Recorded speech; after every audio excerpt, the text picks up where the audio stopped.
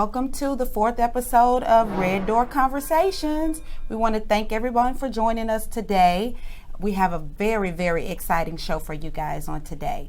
I know many of you guys are wondering, it's the middle of the summer. Is it too late to make your real estate move? And the answer is, ladies, no. Okay, we have a very, very exciting show today. We have with us, we have Michelle Bartalo with Highlands Real Estate Mortgage, and we have Monty Hopkins with Fig Restoration. And these ladies have a wealth of information to give you guys today. So what I want you to do is get your pen and your notepad, because you're going to need it for notes. We're going to start this show out today, ladies, with what we've referred to as our Red Hot Topics. Okay. We have some good ones. Yes. Okay, so our Red Hot Topic for today, we're actually going to show you a video. I'm sure all of you guys seen it the other night on the BET Awards, but we want you to see it again just in case you have not. Please roll the video. When I built my studio, I built it in a neighborhood that is one of the poorest black neighborhoods in Atlanta, so the young black kids can see that a black man did that and they can do it too. I was trying to help somebody cross. So I guys, that was awesome. Yes. That was Best amazing. part of the show. Best part. I didn't look at the show in its entirety all the way through, just because there were some parts of it that perhaps was not the best for my children to see. Okay. So, but that part was the best part of the show. This was my first time watching this. I purposefully did not watch it because I knew we were going to watch it here today, and I wanted to have the experience here with you guys. And this is everything we talk about. Right. Everything we talk about. Right. You reaching back, helping one another. Correct. We help one another in business. Do we want to introduce our partners in business here? Absolutely. Yeah? Absolutely. Okay. Oh, we've already, Monty? Yeah, we've introduced them. Oh, do you want to have them? Do you, Muncie, Michelle, would you like to talk on the Red Hot Topic? Do you have anything to say about what Tyler Perry said? I just think it was phenomenal. Motivation, of course, especially, being a business owner, trying to make my way into this industry and make my mark. It was just motivation to me. Absolutely. Over from the man's business world, women, it's much tougher. It is. Yes. Very much so. Absolutely. And sometimes we have to make our own table. Yes. Rather than trying to have a seat at somebody else's table. This is a table we've made for ourselves. Red Door Conversations is a table in itself. Definitely. Yes. Exactly. So I think it's very, very important that while we're on this journey, that we remember those that look like us, that may not have the same opportunities that we have. I'm so Tyler. You know what he said that was interesting? He said, I don't want to be an icon. I want to be an inspiration. Yeah. There you go. And so many times, often in real estate, we always talk about how HGTV glorifies the whole process of home ownership. Oh, you buy a home in between the commercial breaks, right? So Yes. everybody can't always be the icon, but you can be an inspiration. Yes. Right? And then we talk about what the reality of an inspiration is. He talks about being able to hire people and give them the opportunity to be leading roles. You guys give people opportunities to get their credit restored, We purchase a home, finance a home. So it's the inspiration part, and then being an icon follows. Yeah. If you inspire, right? It's a and what's good about of Tyler Perry is he doesn't just give well-known actors, the opportunity. He also gives people that are trying to come up. He gives them the opportunity. Well, he actually empowers them by giving them the knowledge to move forward, because that was one of the struggles I had in the mortgage industry. It was a man's world. And I got kicked around and pushed out and ignored. And so I had to fight my way in, but very politely, of course, because I was walking into an unknown territory for women back in the late 1990s. So it was. And let me just say this. Michelle is my personal lender. She is who I do business with. And I tell you, she is a firecracker in this industry, and she gets those loans done. Yes, don't tell us we can't. She gets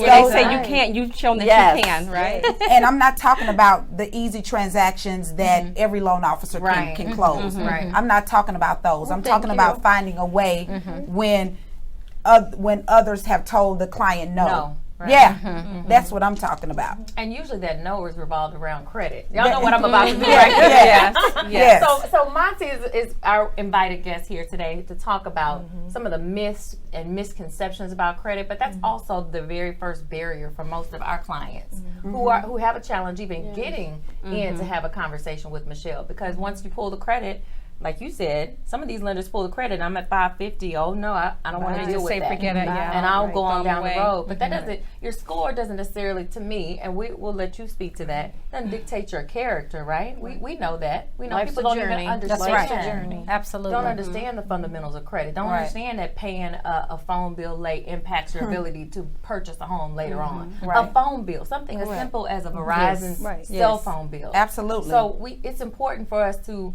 You talked about Tyler Perry bringing unknown actors to the table, but giving people proper guidance and pushing them in the right direction so they can execute on their goals, right? That's correct. So us engaging Amansi, engaging Michelle, people who have the knowledge to pull people across the finish line is important, helping someone cross. Helping them cross. There you go. There you go. Helping them Help cross. I love I like that. So, Yeah. Monty, what inspires you to do that? What gives you that drive to be that inspiration that people need in order to get them to where they need to be?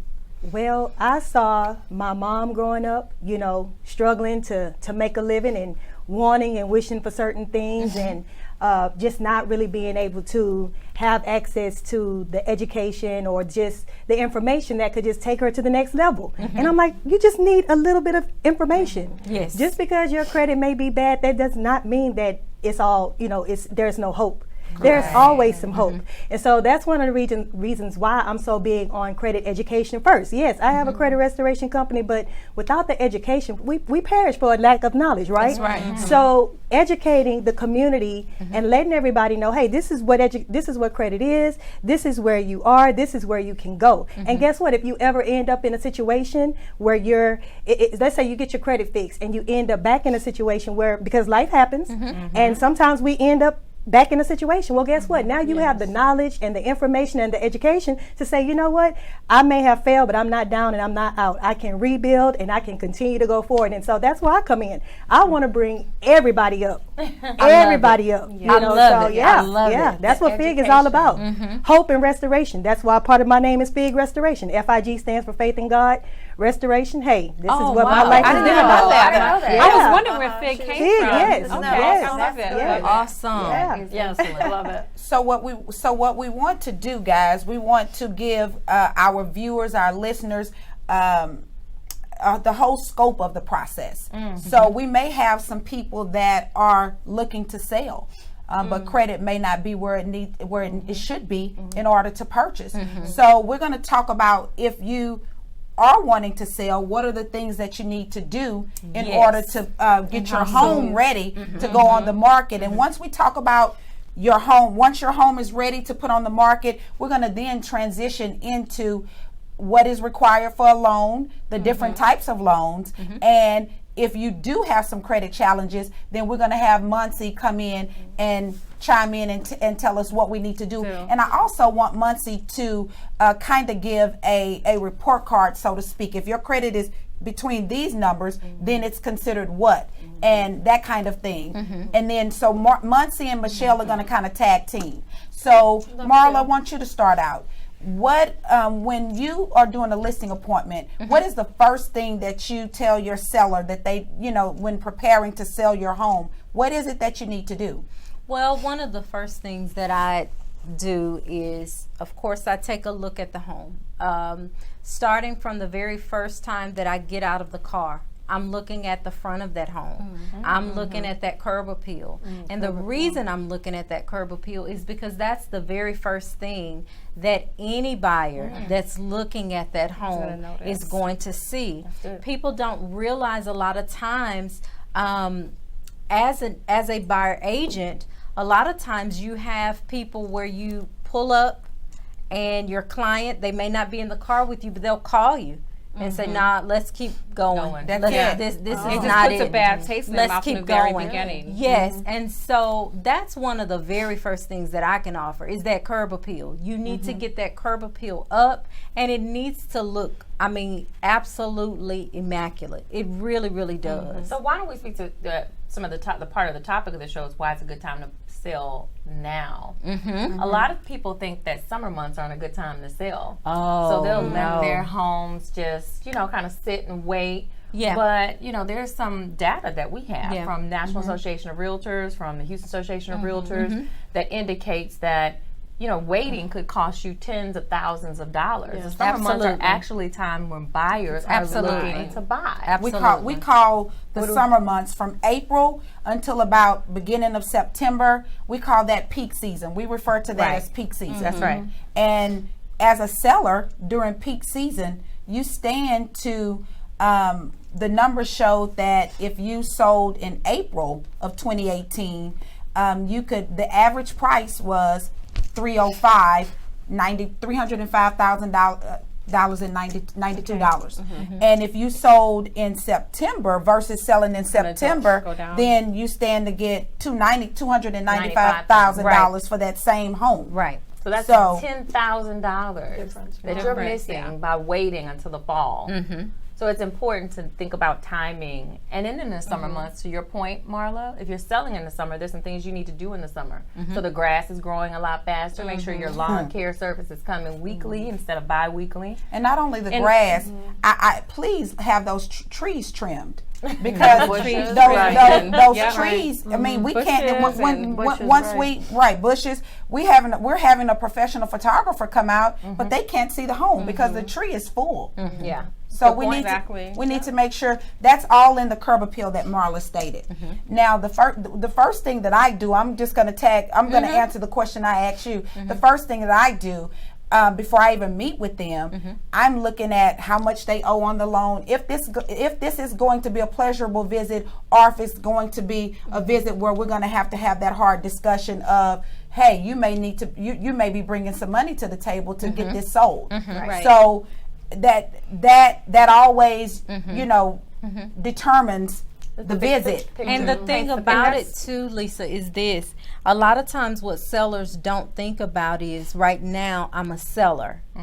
But another thing that we need to do immediately with that seller is to take a look at those financials, take a look at their credit as well, because a lot of times you own a home and you've been in that home for 10 years, you've made some late payments on this and that. You need to go ahead, because you're going to become a buyer very quickly. Yes.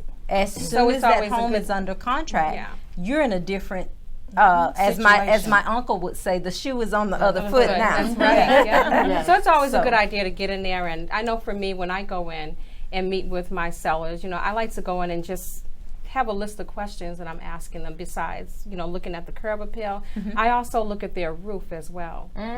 Okay, because that's one of the things that's definitely going to come up during inspection. But I do get in there and sit down with them, and just have my list of questions, and also take my seller's disclosure, because if they're ready to sign right then and there, I try to get them to do that seller's disclosure right away. Sure. Because a lot of times they get busy. Oh yeah, I'll send it in. I'll give it to you next week. And they may not know how to fill it out. And they may not know how to fill it out. That's a good point. That's good. That's good. So this is a little bit of a jump. I think we all like to do some of those things, but I if it's a maybe a larger home and we know we're going to price it at a certain price point, and then the seller has a number in their mind, I will ask them to go ahead and have an appraisal or an inspection done. That's good. So it's almost like I have this conversation, right? We sit down, let's take your seller hat off, now put your buyer hat on. You walk into this house, it's not your house. You're walking in it with the intent to purchase. That's correct. Think about what that buyer is going to be thinking about. They're going to be thinking about structural issues or concerns. So let's get that off the table up front. That's right. So an inspection or appraisal up front, really good. To your point, Marla, one thing people forget about, and some sellers and realtors may not know this, on the last page of the seller's disclosure, it asks if you have a fire equipment, according to Chapter 766 of the Texas Property Code. Yes, correct. That's right. And most people, I would say in my experience, 90% of people fill that out incorrectly. That question is asking us if you have a smoke detector suited for the hearing impaired. Correct. And most people have not done that unless they had a purpose to do that.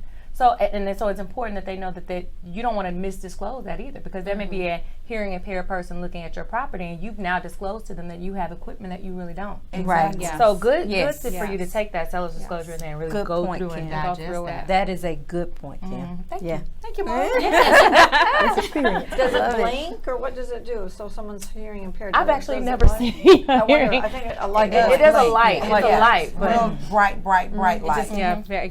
like you ever seen a miss it. hospital, the flashing light, right? So let me ask our guests. I'd like to know, going back to a seller and them becoming a buyer very quickly, what are some of the things that you do first? Michelle, I'm going to start with you, because of course they will be coming and, saying, hey, I want to move on to a larger home or downsize or whatever the case may be. What steps I'll ask them to complete a loan application first, and then possibly when I pull credit, they might need to pay a few things off. So I'll have that conversation. Are you willing to pay something off? What's the price range you're looking at now? Why are you moving? Sometimes people want to sell their home and maybe buy a home in a good area that they might want to use as investment property along the way. So I try to talk to them and see what their 5-year plan is. What are you thinking? Retiring? Having another child? So I try to take that opportunity to get to know them a little bit better than So a let me decision ask can you be this: made. what would determine if a seller if a person is looking to sell and purchase the next property? What would determine whether they could keep the home as investment property and move to the next Their property? debt to How income. would you? Okay. Their debt to income. So I would ask them, like I said, to let me know what price point they're looking at, and then I'll try to qualify them with keeping the current home that they have and the new home. Because sometimes you might be selling their home and for some odd reason the person can't buy it. But you don't want your second deal to go south. Right. So want to make sure that we can. Has that happened? No way. Oh, wow. Yeah. So I always try to do that first. They might not want to do that, but I want to see if they can carry Okay. both mortgages. Okay. And then I always remind them that your house is going to be selling. If something's delayed, remember you can still purchase your home, and then you have your skip month. So let's say we're in the month of June, so you closed in June, your skip month is in July, and your first mortgage payment isn't until August. So you've got that whole month to hurry and do what you have to do to sell it. So let me ask you this, Michelle. When you're working with the buyer, we're going to transition over to the buyer side of it at this point. Okay. When you're working with the buyer and you tell them to fill out the loan application, and you get their information back, you have a consultation with them based on what you see. Very important. Yes, because things don't populate over. You might hit that you make $1,400 a month, but it said $4,400 a month. So if I don't ask them that, and then I start working on approving them on their income, $4,400, Right. But it's actually $1,400. right? That's a big Yeah. Oh, wow. But, Yeah. with the world of computers, it does happen. Yeah, I just had That someone has happened with now- someone that we were working with.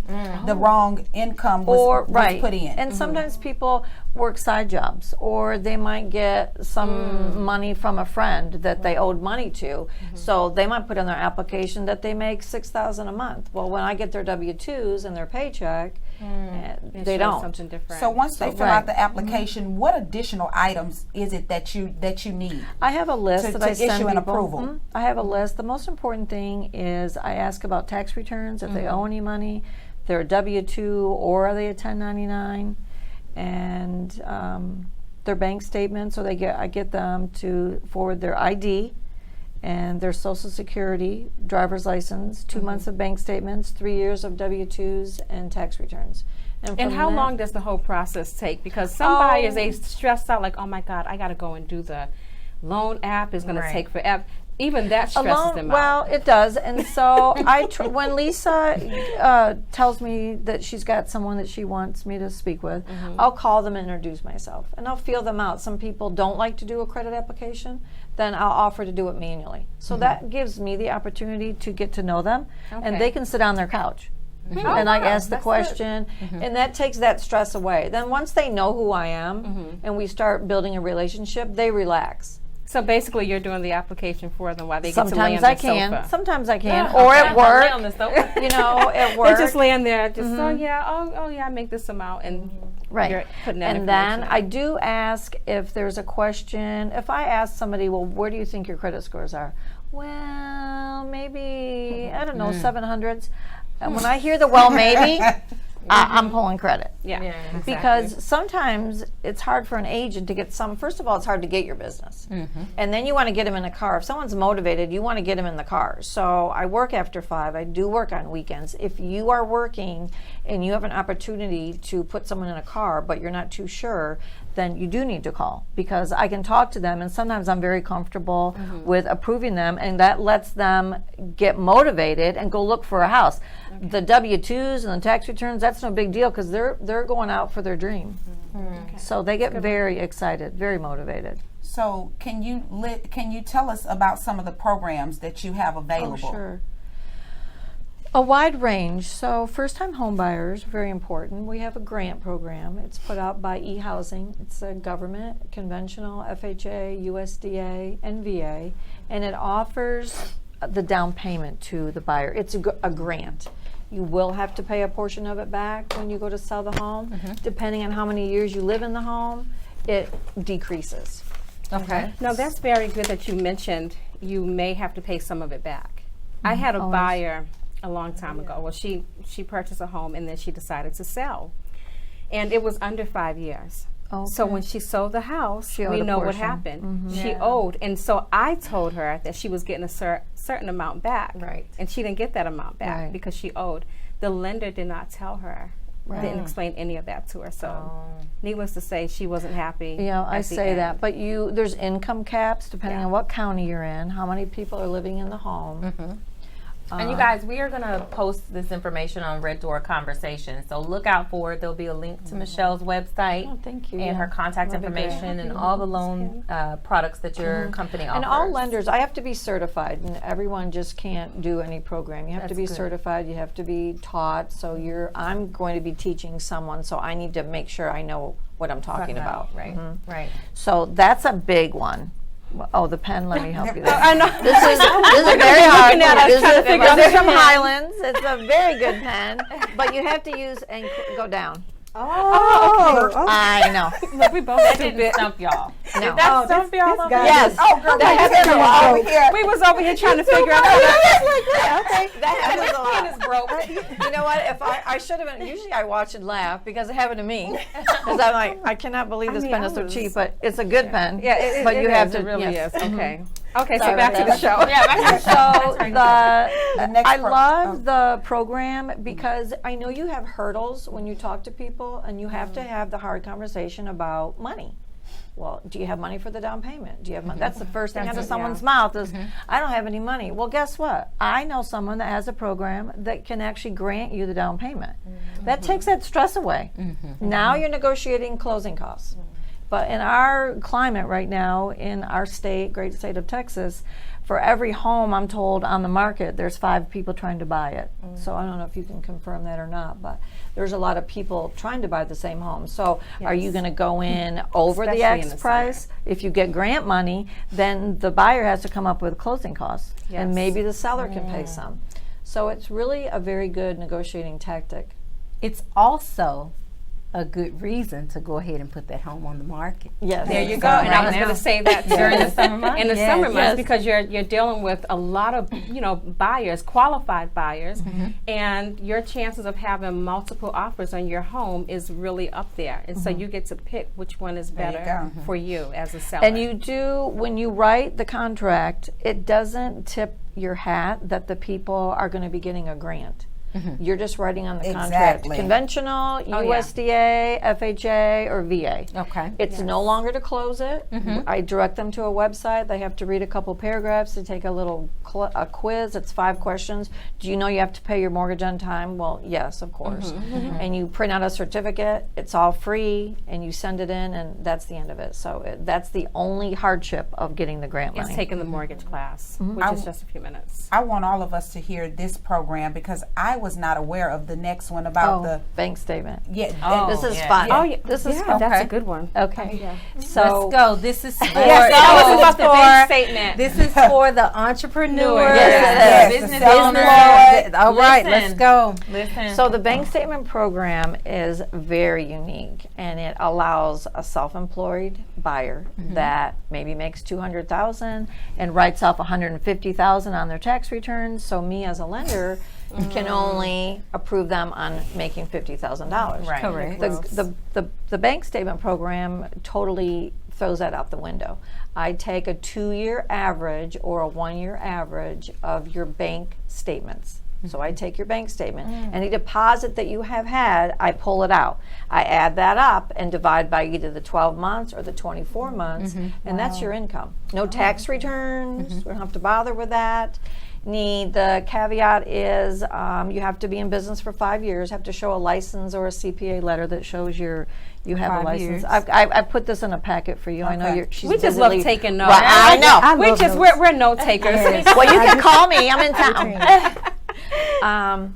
And it's 20 to 25% down, depending on your credit score. Okay. The rate isn't the best. I'm not saying it's an 8 or 10. It's probably going to be in the high 5s. Right now, rates are in the high 4s, 5s. But you're taking not bad. That still isn't bad, though. no, it isn't. You're taking a little bit of a risk asking someone to, because you're not giving them really your story. Right. So it's basically Absolutely. the stated with a better rate. Good. Okay. No payment penalty. It has to be Michelle, how do primary you feel residence. about that? What, no prepayment penalty? The The program bank itself. statement program. Oh, I love it. I do it all the time. Yeah? Oh, yes. I do it all the time. Now, see, I've had buyers come to me that could not get approved because they have their own business and they did too many write-offs. Right, And so right, I didn't think exactly. about, let's do a bank statement. Let's try to get you in approved through your bank You statement. just ask them if they have 20 or 25% down. That's the hard question. And Right. usually they do, because they're self-employed and they need that Yes. padding, because we have Yes. dry months. Yeah. there you go. And you said it has to be I'm sorry, go ahead. What is typically the credit score that you It are goes down to looking a for? 620. 620. Okay. Okay. With the And it bank has to be your statement. primary residence? Yes. Okay. Okay, and this is with the bank statement program. They have to have at least a 620. Yes. Okay. I'd like to see a 680 because the rate's better. Okay. The higher the credit score, the better the rate course. is. Yes. And I'm going to pull Muncie in on this one. So if someone doesn't have that credit score, what is your process? What is your process to get a buyer up to the credit score that they will need in order to qualify for a home loan? So the first thing that I always do is a credit report consultation, because that's going to allow me to be able to see what do you have in your credit report, what is going on, do you truly need my help? Sometimes individuals think that they need my help and they really don't. It's just a matter of, okay, you probably need to pay your credit cards down because your utilization is too high. We see credit scores go from a 560 up to a 620, 640 just by paying down credit card debt. That's very important. So when you know. see that jump, how long does it Yeah. take for it to go from a 580 to a 620 with them doing what you just mentioned? Now that's depending on their financial stability. So if they have the money to go ahead and pay those down, you can see that in like 30 days or less. Less. Okay, did you guys hear that? 30 yes. days or less. 30 days or less. Actually, 2 weeks. Yeah, More yeah, excuses you can now. do rescores. Yes. I don't know, you can do rescores. Right. There's all kind of So things. I but might yeah. send someone to Muncie Yeah, you can do that that. is below a 620, Okay. and I'll send her a credit report. But may I ask you, do you pull a credit report, or do you ask them to bring one to you? So I actually will pull a credit report through credit monitoring, not in the terms of Not a lender. creditkarma.com. Yeah, no, not Great, Credit Karma. thank you, God.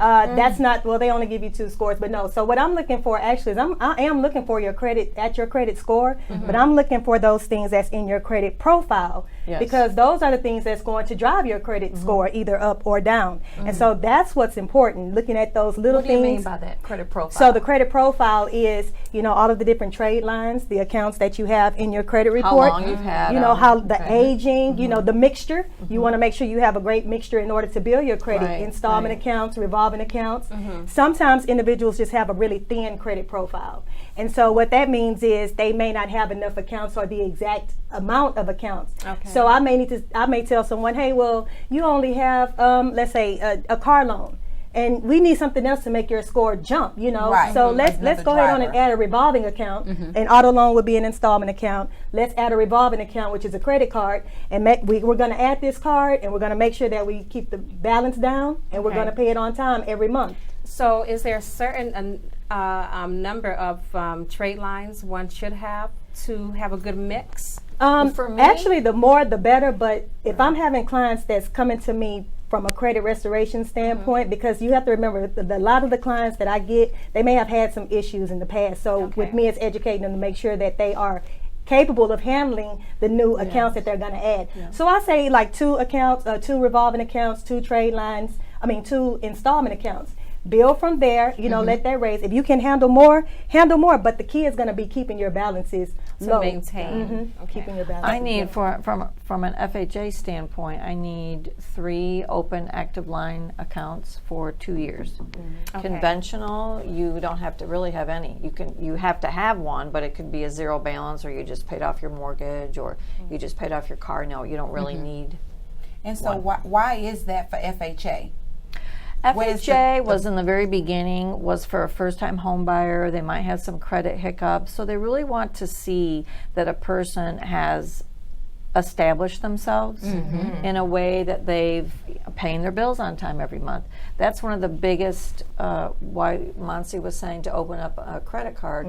But when a credit score is modeled, you need to see, do they make their payments on time? Right. So you need to see some history that's gonna there. be How 35% long do of they their need score. to have those trade On-time lines? payments is 35% of their score. And that's one of the things that is always kind of like the hardest to drive home, because I'll have individuals that say, well, I have the money, I just don't pay it on time, I forget. Well, that is 35% of your score.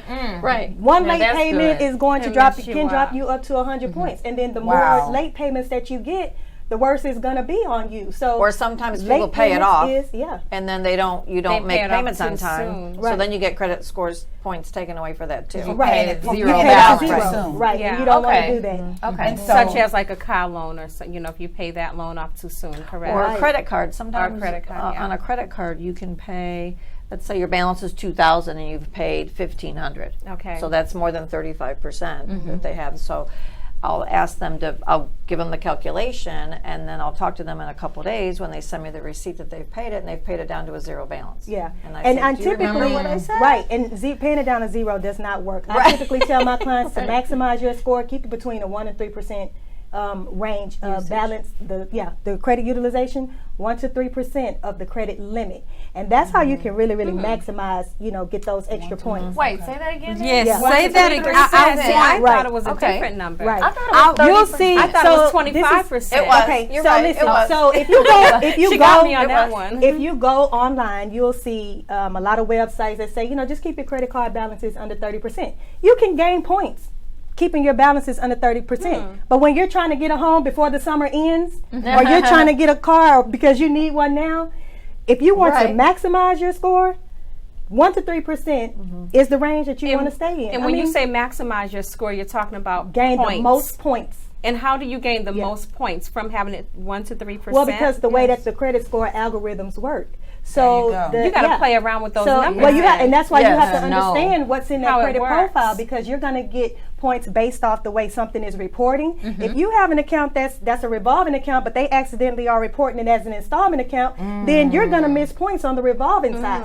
So this is why it's important to understand what each one of those line items on the credit report mean and what they stand for. So once someone misses a payment, how long does it take their credit profile to bounce back? when you say miss, or do you mean So miss late or payment. pay late. late? They paid late. Yeah. Someone pays late. Okay. 60 days, sometimes even more, depending on what the rest of their credit profile look like. So this is what I try to get everybody to understand. So sometimes when individuals call me, they'll say, well, such and such told me they did this to their credit, and this is what happened, and this is how. You can't go off what Somebody anyone else else's. did, because everybody's credit report is just unique to your own personal situation. very true. So it just all depends on, like we said, the aging, the credit card mix, the utilization, your balances, all of that kind of stuff work together, and everybody's is different. So what's the top 5? You pointed out something there. The age of the account. So you're going to look at the top is going to be your payment history. Okay. And then you're going to want to look at your usage, your utilization. Okay. And these are the top ones that I look at. These are definitely the top. 35% payment history, 30% is utilization. Yeah, those are going to make. But then, like I said, you want to look at the aging, and you want to look at the mixture. Those are the things that I look at. So individuals will say, "I'm just going to pay everything down and close the account." Please don't close the account. Don't close it, because you're going to lose. You're going to lose. Right. You're right. You're going to lose points. Don't close it. Exactly. Don't do it. Yep. Don't do it. Don't close your accounts, guys. So we have a question from a Facebook. This person is asking, what happens if you're defaulting, or if you defaulted on your student loans? Okay, so, I get this all the time. The thing is, call and get your student loans back in good standing. Because the minute that you get back on track with paying them, then it'll start reporting, correctly and positively on your credit report. A lot of times individuals will say, well, hey, just delete it for me so that way I don't have to worry about it. Even if it gets deleted, she's going to be able to pick it up on her end, even if it's off your credit report. So you have to take, there's no escaping these student loans. Guys, you need to get, deferment, consolidation, I don't care what you have to do. I work with some great guys who are really phenomenal when it comes to making sure all of the student loans that you may have outstanding, that they're gathered together and just taken care of. Right. And it's better to consolidate your loans, well, right? yeah. What I've seen, yes, it is. And that's not my expertise. I kind of like to stay in my lane. I love credit. But just, from my standpoint, yes, consolidate them, get them back on track, get one loan, and let you be able to afford those payments on time. And if I may, this just happened to, I think, someone that I was working with you, Lisa. They had student loans, and they chose to do the income-based. Okay, yeah. So you might owe $30,000 and your monthly payment's $40. Yeah, right. Well, for the purposes of a mortgage, you have to do what they call the fixed rate. So income-based, the underwriter isn't going to know if you get a better job, your payment's going to be more, because it's tied to how much money you're making. So if you just get a fixed rate, then it's going to be based on the balance and how much you're going to pay monthly. And then with the income-based one, your interest is going to go on your credit report to your credit report every month, right? It does. So that's going to draw your balance up. Is that correct? Well, because the interest rate's higher. Yes, most definitely. Now, Monty, with the with someone that has not good credit and they want to take care of everything themselves, is it better to go online and dispute, or to send letters? Or what do you recommend? Well, my recommendation is to send letters, but you can also call. You can also call the credit bureaus. Call and speak to them. I deal with a lot of clients. Some people just want to be hands-on and they want to do it themselves. So I do have coaching programs where I will walk you through how to do your own credit repair. Okay. I'll just assist you and kind of guide you, to make sure that your letters are right, and that, because credit repair isn't just getting things deleted, or it's a whole financial ball game behind it. You have to know how to budget. If you don't know how to budget and pay bills, then you're going to have a situation with missing payments or not having enough. So you have to make, those are things that I help to educate them on as well. Making sure you're paying your bills down, making sure you are financially able to rebuild and repair. Sometimes individuals will call me and say, hey, well, I don't have a job, but I need to get my credit fixed. Well, you're not in a position to do You're not my client. I can't take you, because I can't take your money, because guess what? I'm going to take your money, and then what are we going to do after I take your money? You can't pay your bills on time. You can't afford to rebuild. You can't. So in that case, then that's why I do the credit education, because I don't want to count this person out. Come to my free credit education class, and we'll make sure that you learn. Yes, quarterly. Every quarter I do a free credit education class. That's awesome. And we go through what credit is, and I will tell you how to dispute the items on your credit report, and just kind of get you having some hope. I mean, people get depleted when their credit is bad. Yeah. We're actually almost out of time, but I want you to tell how our viewers can get in contact with you. So you can contact me at www.figrestoration.com. You can find me on all social media at Fig Restoration or Muncie Hawkins. I'm on Instagram, LinkedIn, and Facebook. And the free credit education class that's coming up is it's going to be on a Sunday this time, July the 14th, from 3 to 5. And we can get the location if you just go to if you go to my website or find me on one of the social media platforms. You're more than welcome to come. I promise you, it will give you hope. And you'll walk away feeling free, and at least have a plan. Right. And then you can go talk to these ladies. Before we allow Michelle to give her information, and maybe you both can comment on this. What is going on when you have a buyer that you pull their credit and you only have 2 credit scores to come up? What is that about?